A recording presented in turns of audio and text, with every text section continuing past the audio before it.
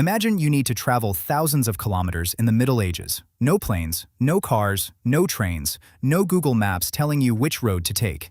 You have your feet, maybe a horse, perhaps a boat, and a very long way to go. So how do you actually get there? Most people assume medieval people barely traveled at all, that they were born in one village, lived there, and died there without ever seeing much beyond the nearest market town.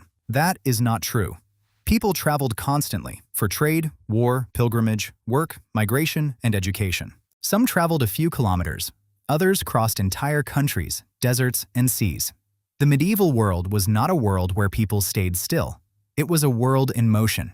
But it was not the kind of motion most people picture. For most people, medieval travel was a journey built link by link, each way of moving connected to the next. And the chain always started with the same thing: your own 2 feet. Walking was the most common way to travel in the Middle Ages. For most ordinary people, it was simply the option they had. Now you might be thinking, surely everyone just rode a horse?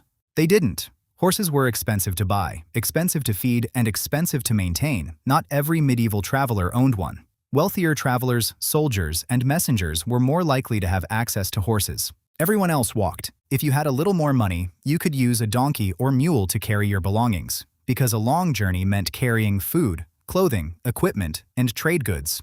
Nobody was traveling light. So you walked. Your donkey carried your things, and if you were lucky, you had a horse for the stretches where speed actually mattered. But having a way to move was only half the problem. You also had to know where to go. There was no GPS, no road signs telling you how many kilometers were left. Travelers relied on roads, landmarks, rivers, coastlines, and people who had made the journey before them. Some routes even had simple travel guides that listed towns, distances, and places to stop. Maps existed too, but they did not always show the world the way a modern map does. And Siri certainly wasn't telling you when to turn left. So, how did they know where to go? They followed rivers, coastlines, mountain passes, and the stars. But most importantly, they followed routes that other people had already traveled. Merchants, pilgrims, and armies had been using these paths for years, and whenever possible, they did not travel alone. Caravans were especially important for long journeys. Traveling as a group meant shared knowledge, shared supplies, shared animals, and shared protection. Medieval travel had no safe solo road trip option. Or if it did, it was a very bad idea. And there was a very practical reason for all that safety in numbers.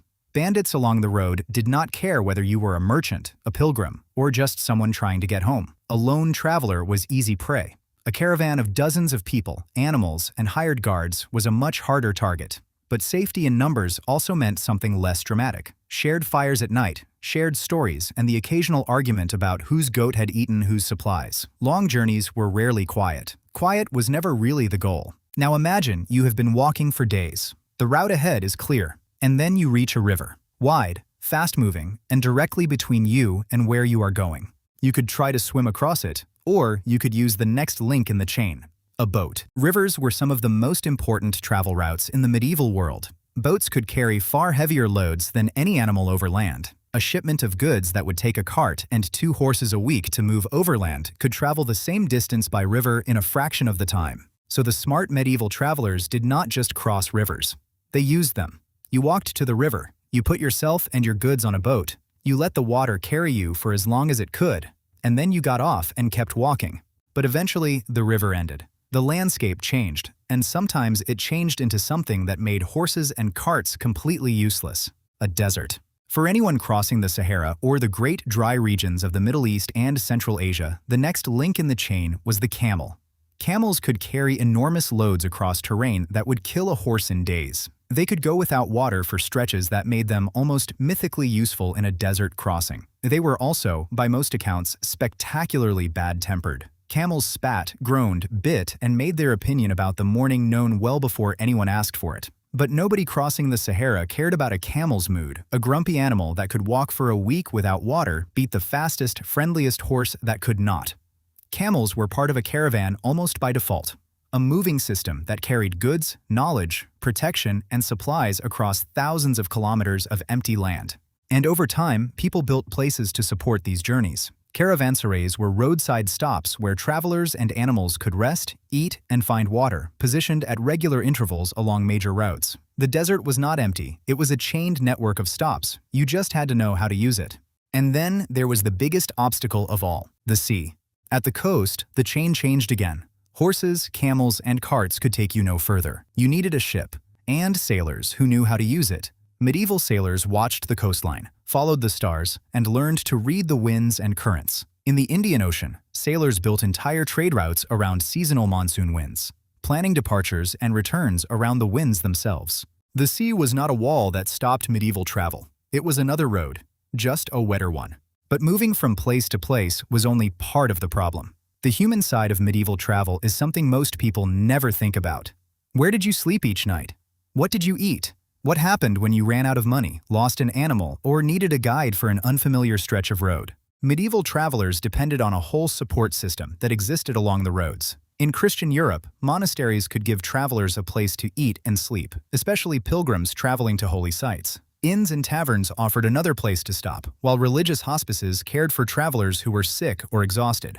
In the Islamic world, similar roadside stops gave travelers and their animals food, water, and a place to rest along major trade routes. But not all help came from institutions. Knowing the right people could make the journey even easier. A letter of introduction from someone you knew could help you find food, shelter, or a safe place to stay along the way.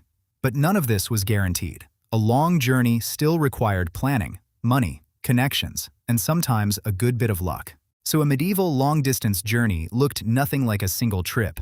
It looked like a relay. You walked to a river. The river took you to a port. A ship took you across the sea. On the other side, you found animals, joined a caravan, and started walking again. Each link handed you to the next. Remove one, and the journey stopped. One man showed what happened when the chain held all the way. Ibn Battuta left his home in Morocco in 1325 on what was supposed to be a pilgrimage to Mecca. But he never really went back home. Over the following decades, he crossed North Africa, the Middle East, Central Asia, India, and reached as far as China. He walked, he rode, he sailed, he joined caravans. He followed the chain, link by link, across a medieval world that was far more connected than most people imagine. By the time he finally stopped, he had covered a distance greater than almost any traveler in recorded history, all without a single piece of modern technology. The medieval world was not a world where people stayed home and waited. It was a world connected by roads, rivers, deserts, caravans, ports, and open seas. The chain stretched across continents. And the people who followed it were not exceptional because they were brave. They were exceptional because they understood something simple. No single link could take you all the way. But if you followed the chain and each link held, you could go almost anywhere. And if you had enough time, enough luck, and enough of the chain holding together, you really could travel thousands of kilometers. The journey was slower, the risks were real, but the world was moving. It always was,